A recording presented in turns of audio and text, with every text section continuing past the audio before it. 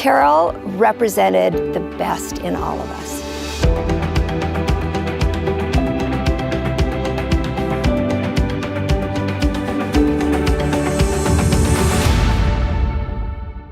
I first met Carol Zulu when she was just 12 years old.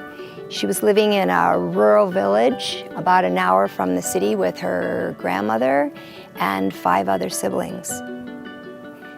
She had no access to medical care, to schooling, no running water within 5 miles of her house. And Carol Zulu was very ill. Although she was 12 years old, she was just tiny, tiny, tiny, like the size of a 6 or 7-year-old. And she had open sores on her face, on her arms and on her legs. It was visible. And she said, I have been praying for a long time. I've been very sick, and I don't know why, but I've been praying that somebody will come and help me. And today you came. And she got up and went into this little one-room hut, and she rummaged around and found a little plastic bag, and she put a toothbrush and a clean pair of underwear in there and came out and said, I'm ready. And that was all she owned. And what she carried with her in that little bag looked like just a toothbrush and a clean pair of underwear, but she carried with her a lot of hope that her world was about to change. And I know mine was. And so was everybody else's who would ever come to meet this remarkable human being.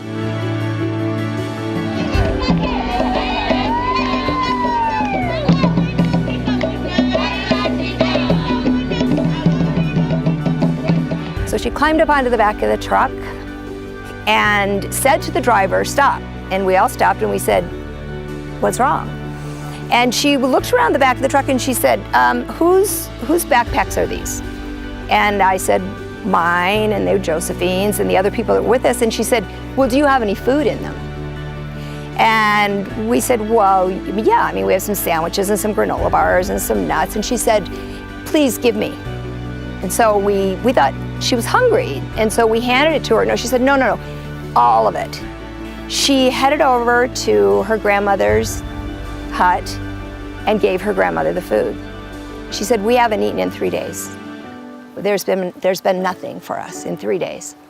And she didn't keep anything for herself. She came to live with us at the Children's Resource Center so that we could provide for her the things that she needed to stay alive. We arrived at the CRC after about an hour of riding in the back of the truck and listening to this darling little girl sing her heart out in praises to the world and to her God.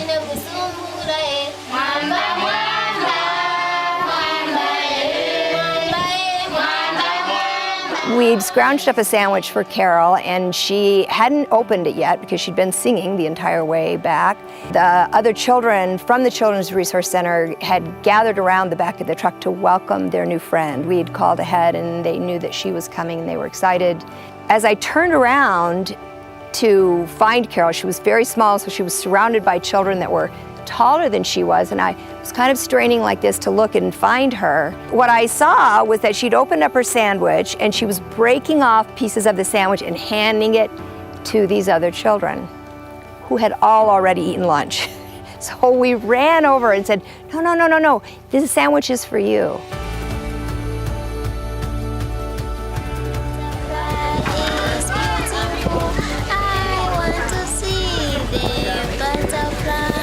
Carol was love on legs. One of the most remarkable things about this girl was that when volunteers would come or visitors came and only had short interactions with her, 20 minutes, 30 minutes, 1 hour, they came away different. No one ever met Carol Zulu that didn't walk away knowing that they were loved. She embodied amazing qualities that were remarkable for a child of her age, and particularly since she came from such difficult circumstances. Within the next couple of weeks, we took Carol into the medical center One of the doctors called me over to speak to me privately at the end of the visit and handed me a little white card. And the only thing I saw on that card was the one thing that I had been absolutely dreading. It said HIV positive/negative, and they had circled positive. And the illness had progressed for long enough that it would be very difficult to reverse. And it was eventually brought to our attention that when she was about 5 years old, she had been abused, and that was where she had contracted HIV when she was about 5 years old. This was a hard story to hear, but it's not uncommon. The statistics are startling. The reality for children there is very difficult. 50% of the population is under the age of 14. And because of the HIV and AIDS pandemic, there is an entire swath of the population between the ages of 15 and 55 that has pretty much been wiped out, leaving children and grandmothers.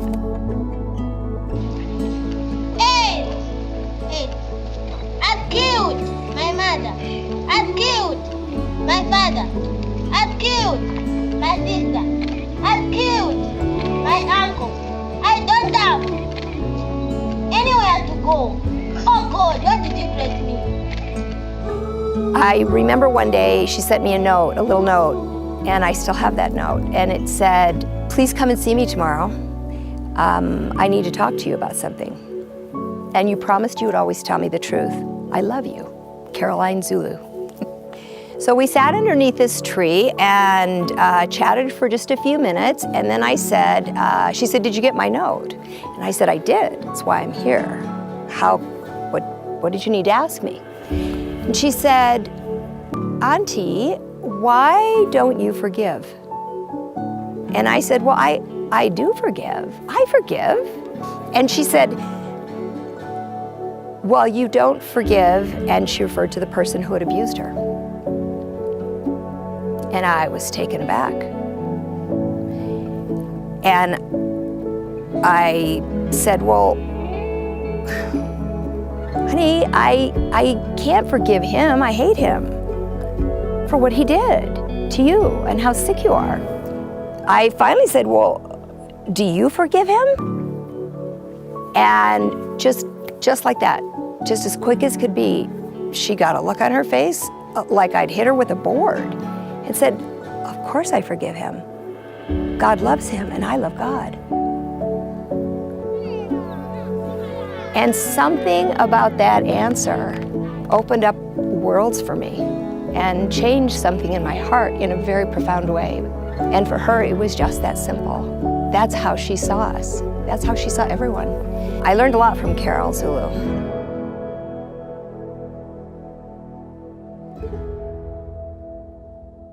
She began to lose the sight in her eyes. She struggled with spinal meningitis a number of times, and it had a lot of pain associated with her illness. There were days when she couldn't pick her head up off the pillow. And what we knew would be a short duration for the period of time that she would be with us. So we cherished every day. We cherished every hour that we had Carol. I have to stop for a minute.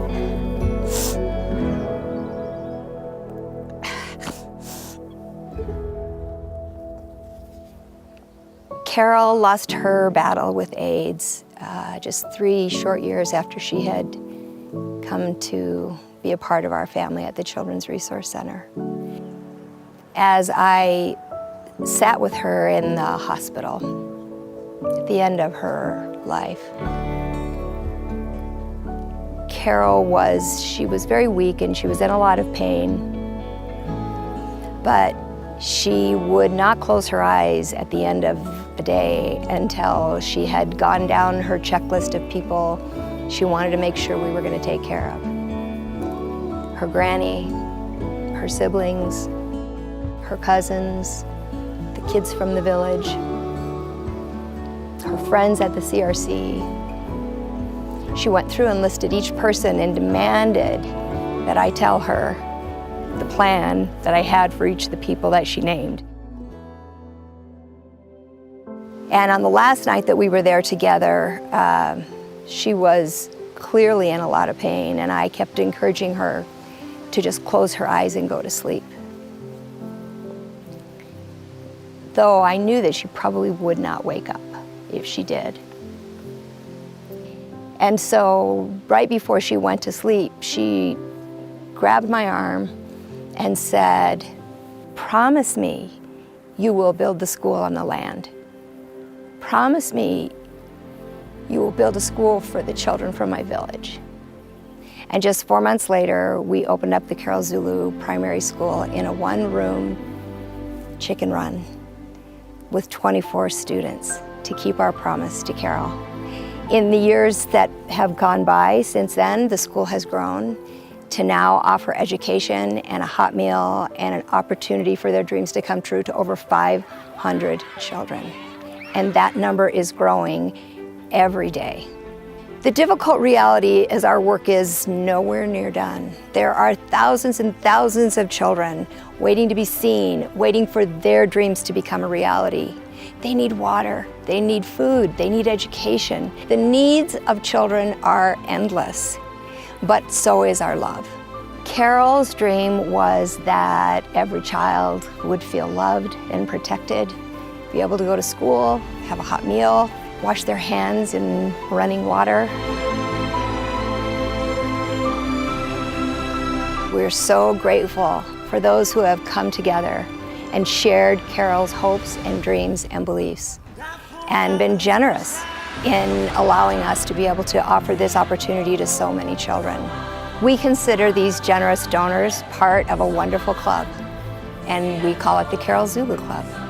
These are people that share her hopes and dreams and belief that we can make the world a better place, each of us, by just putting in what we can give. It's like a subscription. We subscribe to things all the time. We subscribe to television services and movie services and music, and some of us food delivery, other things to improve the quality of our life. And what I'm asking you to do is improve the quality of somebody else's life. It's about making dreams come true. It's about hope. It's about believing where things seem impossible, there is a way forward. Come and join us at the Carol Zulu Club. Become a part of this club and become a person who every single month offers hope to a child in need.